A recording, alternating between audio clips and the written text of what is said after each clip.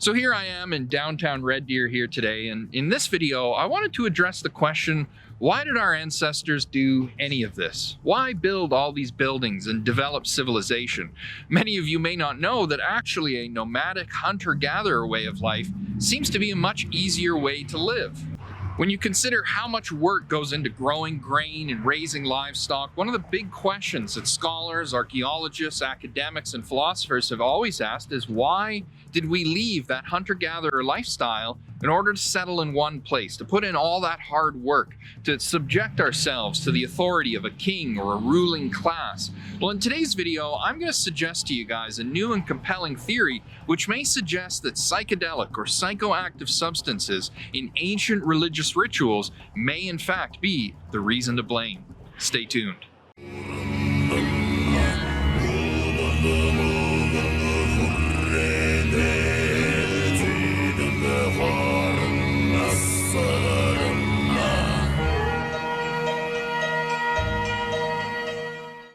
So as many of you guys already know, I've been working through Enlightened University to find our way through ancient Egyptian and Greek and Mesopotamian myth. We're talking about the earliest origins of religious ideas in the ancient Neolithic and Bronze Age. And so it was really relevant for me to talk about the mysteries at Eleusis. And now I know some of you have probably heard of Eleusis, but in this video I want to really take you through what the mystery of Eleusis is and what it is we really know and don't know.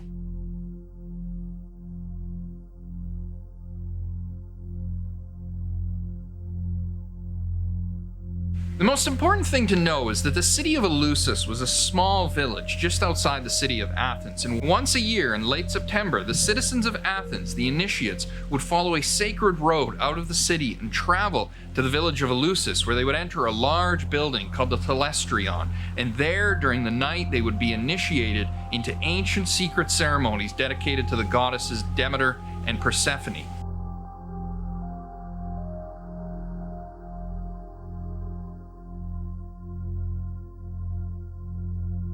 Now, the initiates at Eleusis were sworn to secrecy. They were obliged to never speak about what it was that they experienced at these sacred ceremonies. And the most fascinating thing is when we observe the little bit of tantalizing evidence that's come down to us, we gain some small insights into what was probably happening at Eleusis.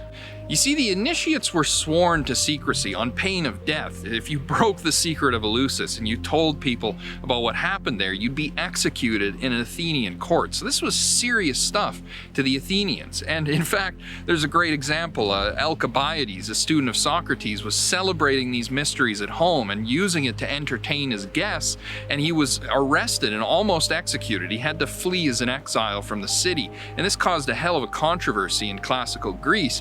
But the idea here, the point is that the secret of Eleusis seemed to revolve around some kind of potion. It was a drink that the initiates would consume. What's more is that we're told that the initiates would experience trembling in their limbs, a cold sweat, sensations of vertigo, and then they would experience powerful visions. All of these things indicate to us that this sounds like some kind of psychotropic substance, some kind of psychedelic drink.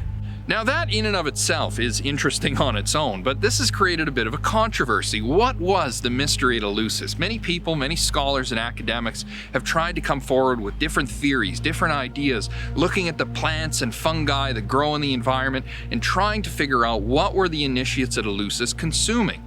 Now, in the 1970s, there was a great book that was published by Gordon Wasson, Albert Hofmann, and Carl A.P. Rook. And in that book, they argued that the most compelling evidence seemed to support the role of ergot fungus in the initiations at Eleusis.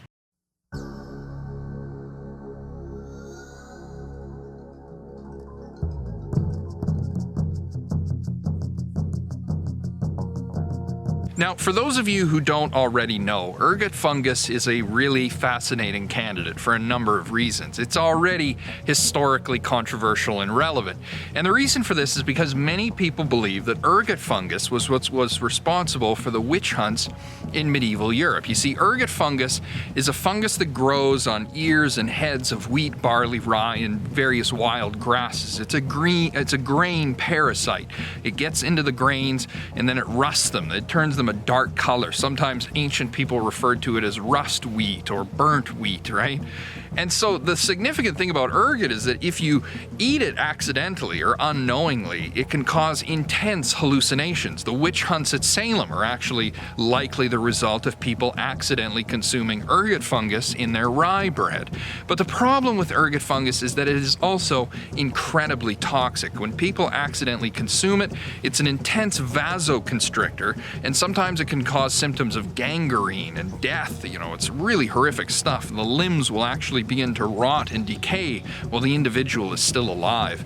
So to suggest that ergot fungus was the substance responsible for the mysteries at Eleusis begs the question, how did the people at Eleusis figure out how to separate ergot from its toxicity? Now, the evidence for this is pretty compelling because the only real literature we have that tells us directly about what was happening at Eleusis is the Hymn to Demeter, a very, very old poem that's usually pseudographically attributed to Homer. And in that poem, we're told that Demeter would consume a mixture of mint, water, and some kind of barley, some kind of grain. She actually turns down wine. She declines an offering of wine in favor of this mixture. Now, of course, barley mixed with water with, some other mint is really a kind of beer. It's a kind of drink in which you're taking rye grains, right, and you're mixing them into water, and this is ultimately where we get beer. The fermentation of a mixture like this results in beer.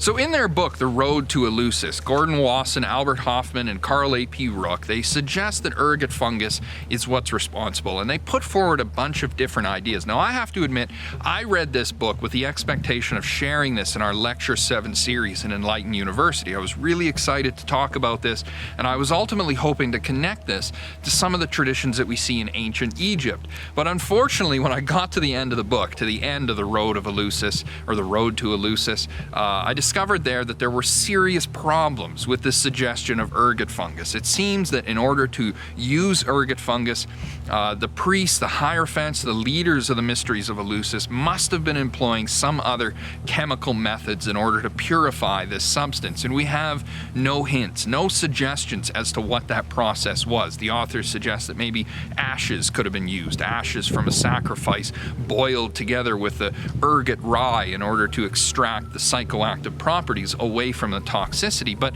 these are all just forms of speculation, and I have to admit that by the end of the book I was feeling really disappointed because what I ultimately hoped to do was connect this to some of the mysteries that we still have unanswered in ancient Egypt.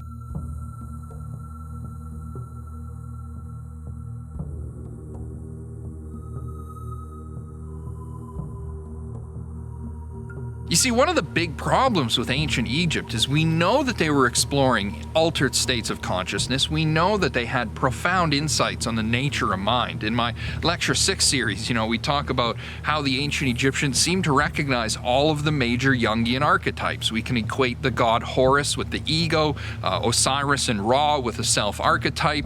We can even recognize Seth as an expression of the shadow archetype, and Hathor, Isis, and Nut as a kind of expression of the anima. It's incredible that the Egyptians not only understood and recognized these powers in the unconscious mind, but they seemed to navigate them and to use them in such a way as to attempt a breakthrough into eternal life, into a form of eternal life in the field of reeds.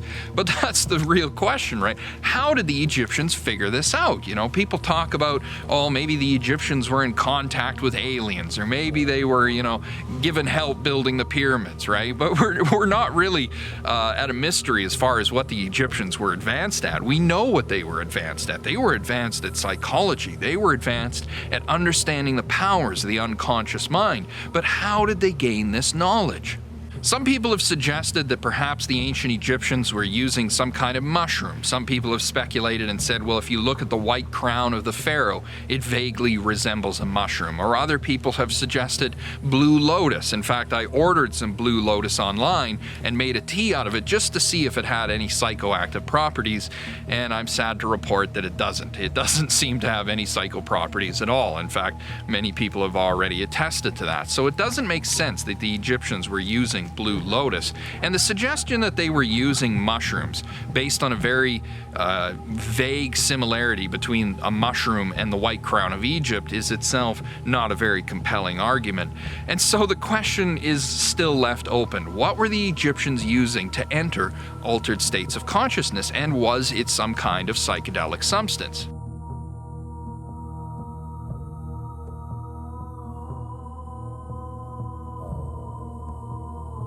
It was my suspicion early on in reading the pyramid text that in fact the mysteries at Eleusis could be our key insight, that what the Greeks were doing at Eleusis was the same as what the Egyptians were doing to obtain their knowledge and their information about the spirit world. And I was really excited to start to unpack Greek myth and to look at all these things and to connect it directly with what we observe in Egypt. But by the end of the book, I was really disappointed at the end of the road to Eleusis to find that we didn't have anything definitive. Now, it just so happens that a few days ago, only about 3 weeks ago, a new book was published by Brian Muraresku, and he talks about in this book the immortality key, his research on the mysteries at Eleusis. And in fact, he did a great podcast with Graham Hancock and Joe Rogan here just the other day. And yes. Brian, I'm going to try it. Muraresku. You nailed it, bro. Thank you. Now, what Brian Muraresku put forward is the results he came up with when he started to look at a particular Eleusis community that had been discovered in the Iberian Peninsula in Spain. There they discovered a very small village that seemed to have recreated on their own in Spain, far from Greece, the mysteries of Eleusis. We see statues of Demeter, we see images of Persephone, we see all kinds of signs of Greek settlement, Greek culture, and it seems pretty clear that what the Greeks were doing at Eleusis was being duplicated here in Spain. There, I mean, it looks, that could be southern Greece. That could be an island in Greece. That's on the northeast coast of Spain. That's a statue of Asclepius, the Greek god of healing, standing in a courtyard in Spain. And the statue dates to? At least 5th century BC. Wow. And we don't know really what's going on, but in the next slide, the Phocians who founded this place were devotees of, that's supposed to be Persephone on the left. The Greek goddess Persephone, the goddess of the underworld, the same goddess who the initiates would find when they made their pilgrimage to Eleusis and drank the potion. They went there to meet Persephone. Yeah. And there she is on their coins. Now, this is really exciting because, scientists and academics, they've tried to study the mysteries at Eleusis. In fact, Brian, he says he went to Eleusis and asked to examine the pots, the vases, to get a chemical analysis done so that he could measure exactly what was being used at Eleusis. But the caretaker explained to him that all the vases, all the dishes had been cured. They'd been preserved and placed into a museum. They'd been treated in such a way to prevent them from breaking down, decaying, right? Which destroys any trace evidence that might have been remaining on the surface of those pots, dishes, and vases and such. And so in many ways, we're up against a dead end when it comes to Eleusis. We really can't find out much more. But Brian Muraresku shared on the Joe Rogan podcast that when he got the information from the archaeologists who had overseen the excavations in Spain, they had found, after examining trace evidence on the insides of these dishes, traces of not just beer, but beer spiked with ergot fungus. This is really, in some sense, the smoking gun. In the mid-1990s, after it was excavated, this woman, Enriqueta, the archaeologist, for some reason, we don't know why, she got in touch with a young archaeobotanist, who I mentioned before, Jordi, and they subjected this chalice to analysis. And what they found was beer. Wow. So this thing was filled at some point with some kind of ritual beer that was used in some kind of ceremony dedicated to Demeter and Persephone. But that's not all they found. They also found the remains of ergot. And it is the first and most compelling data to support this scorned hypothesis from 1978 that's ever emerged. And, Brian, he talks about in the podcast how they want to duplicate these tests. They want to re-examine these pots over in Spain, but everything was held up by the coronavirus. So this is really cutting edge. This is really exciting stuff. But as interesting as all of this is, right, if we really run with the idea that the mysteries at Eleusis were some kind of a concoction, some kind of a potion that was a derivative of ergot fungus, the suggestions of this could go much, much further. Ergot fungus, for those of you who don't know, is in fact the source of LSD. That's where LSD comes from. It was actually the work of Albert Hofmann when he discovered LSD as a result of working with derivatives of the ergot fungus. Because if we accept that the mysteries of Eleusis were ergot fungus based and that it was a kind of LSD experience that the initiates were undergoing, then we have to ask the question, where did these mysteries come from? And that's where the question for me gets the most interesting. Because the thing about Eleusis is that these traditions are incredibly archaic. In fact, some of the words used to describe certain things at Eleusis seem to be words that come from a Greek culture that predates the Indo-European invasions. And so we can be quite confident that at a minimum, the mysteries at Eleusis seem to come from a date at least as early as 1500 BC.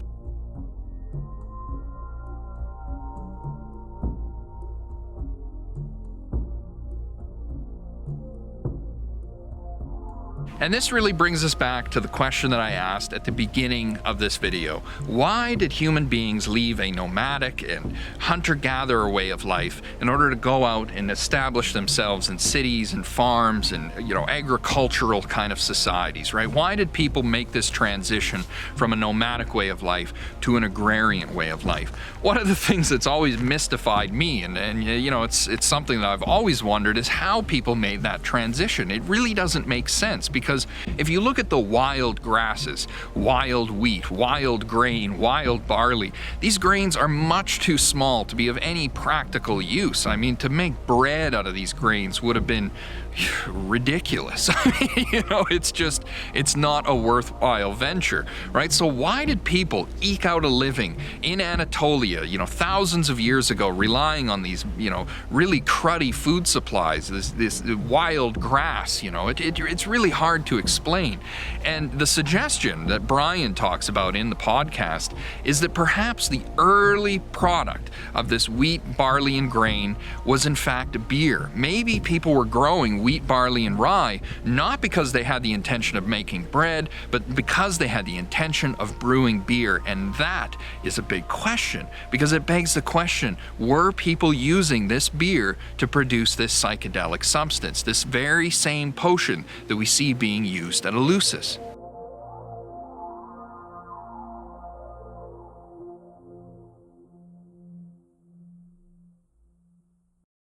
Now, when you run with this hypothesis, when you really take this in its natural progression, right, you can see where you end up. It's not hard to fathom, because one of the big mysteries that also comes up when we look at Neolithic and prehistoric societies is the fact that religious methods, religious ceremony, religious structures seem to predate everything else. In fact, the oldest pottery that we find, the oldest terracotta structures made by man, are statues, images, idols, religious figurines, not pots, not pans, not dishes, not things that are practical, but things that are spiritual. And the oldest structure that we've ever found, the oldest megalithic structure, is Göbekli Tepe, and it clearly seems to have been dedicated to religious ceremony, religious methods. So not only do these nomadic hunter-gatherer people suddenly abandon their freestyle way of life of wandering around and living off the land, not only do they abandon that in favor of agriculture, but then they seem to go straight to work building these enormous religious monuments and constructing little ceramic and pottery terracotta figurines, right?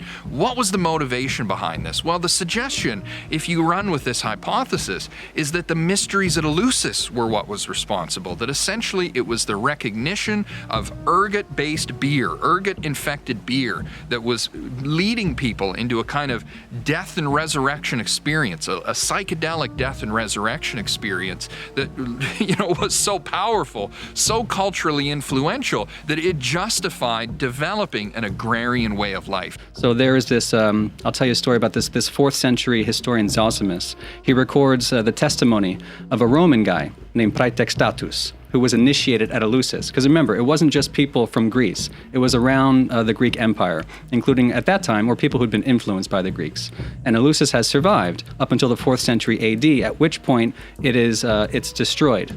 It's eliminated by the Christianized... By Christians, yeah. By the Christianized Roman Empire in the late 4th century. And so there were different attempts to wipe it off the map. And in 364, the Emperor Valentinian, he essentially outlaws all nocturnal celebrations because these things are always at night. Eleusis was at night, which speaks to part of the experience. And this guy, Praetextatus, is recorded as saying, Valentinian, please don't shut this down. I'm an initiate. I've been to Eleusis. I've drunk the potion. I've seen the goddess. Please do not eliminate this. Eleusis is the one thing that holds the entire human race together, he said. He said, if you get rid of Eleusis, life for us will become abiotos, which in Greek means unlivable.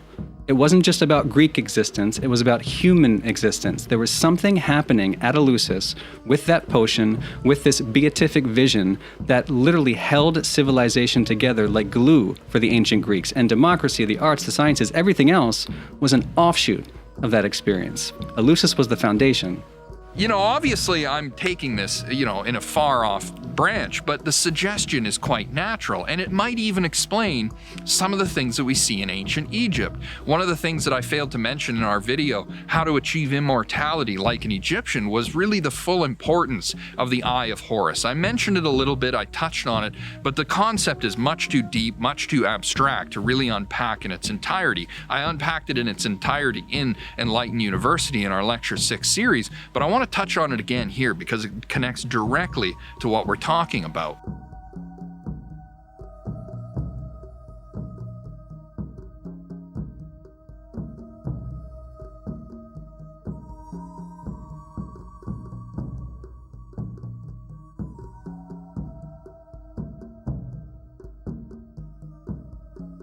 You see, the traditions of ancient Egypt, the earliest pre-dynastic traditions, also seem to be connected with what we're discussing here. We find Venus figurines that are remarkably similar to those we find in Anatolia and Crete and further north near Greece in ancient Egypt. So it suggests that there's a religious continuity between what was happening in Turkey, what was happening in Crete, and what was happening in Greece, as well as in ancient Egypt. And we even can look at the statues of gods such as Min from ancient Egypt, some of the earliest colossal statues that we find, and their remarkable similarities to statues that we find in Göbekli Tepe as well as in other areas within Anatolia. So this strongly seems to suggest that the mysteries of these religions were being spread all around the area. And one of the things I find most fascinating about the story at Eleusis is the role played by a very particular deity.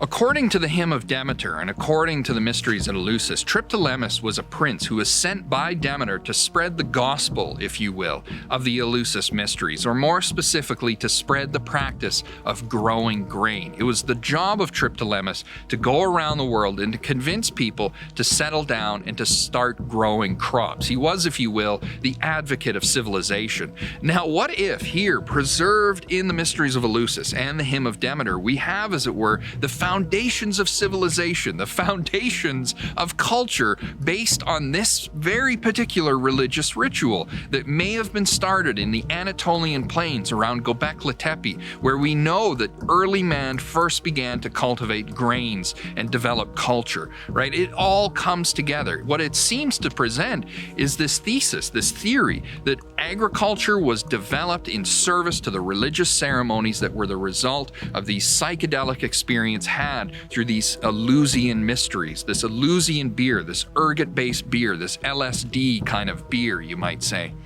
And when we look at ancient Egypt, we see this continuity, we see this coming in, people settling down, beginning to develop agriculture, growing crops on the coast of the Nile. We don't have any direct reference in the Egyptian funerary literature to a specific psychedelic substance or a particular drink, but we have numerous references to this abstract notion of the Eye of Horus. Now, the Eye of Horus in Egyptian was called Wadjet, and Wadjet happens to also be a city, Pur-Wadjet, the house of Wadjet, the house of the Eye of Horus. And the city of Pur-Wadjet contained an oracle who would prophesy and predict the future on behalf of the pharaoh. In fact, we find two major locations in ancient Egypt, Nekhen or Nekeb and Pei and Dep, where in which they also had these oracles set up. They had oracles set up to prophesy on behalf of the pharaoh and to predict the future.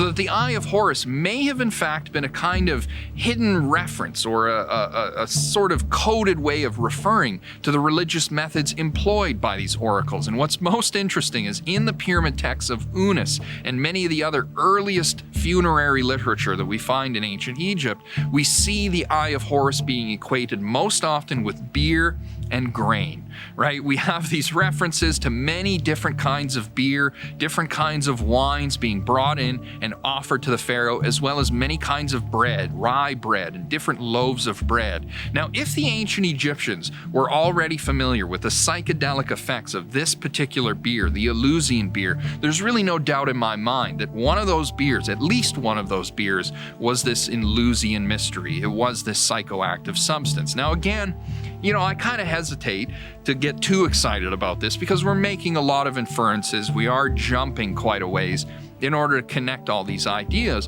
but I find the suggestion so compelling and really exciting. If we can really nail this down, if we can find the definitive evidence to show the significant role that this particular drink, this beer-based substance, this ergot beer, had on early civilization, it may turn out that the psychedelic experience stands at the very foundation of all civilization. It might have been drugs that motivated people to settle down and abandon a nomadic way of life. And I think that in itself could have profound impacts on how we assess Western civilization as a whole.